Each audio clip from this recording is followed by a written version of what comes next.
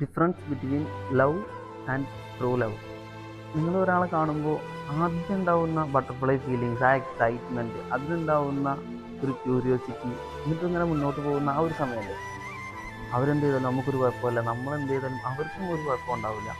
ഈ ഒരു ലവ് കുറച്ച് കാലം കഴിയുമ്പോൾ അതെന്താവും, നേരെ തിരിച്ചാവും. അവരെന്ത് ചെയ്താലും നമുക്കും പ്രശ്നമാണ്, നമ്മളെന്ത് ചെയ്താലും അവർക്കും പ്രശ്നമാണ്, നമ്മളെന്ത് ചെയ്താലും അവർ ക്രിട്ടിസൈസ് ചെയ്യും. അങ്ങനെ നമുക്കുണ്ടാവുന്ന ഈ ഒരു അവസ്ഥ, നമ്മളത് എങ്ങനെയെങ്കിലും മാരേജ് വരെ കൊണ്ടുപോകാൻ ശ്രമിക്കുന്ന ഈ ഒരു ടൈം, ഈ ഒരു സമയമാണ് റിയൽ ലവ് എന്താണെന്ന് കാണിച്ചു തരിക. ഇങ്ങനൊരു കേസ് വരുമ്പോൾ ഇതാവശ്യമില്ല, ബ്രേക്ക് ചെയ്യുക, ഒഴിവാക്കിയിട്ട് പോവുക എന്നൊക്കെ പറയുന്നു.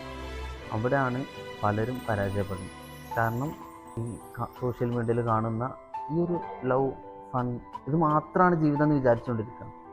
ശരിക്ക് റിയൽ ലവ് എന്ന് പറഞ്ഞാൽ ഈ ഒരു സ്റ്റേജ് കടന്നു പോകുക എന്നുള്ളതാണ്. സോ നിങ്ങൾ ഈ ഒരു സ്റ്റേജിലാണെങ്കിൽ കുറച്ചൊക്കെ സഹിച്ചാലും you will get better life.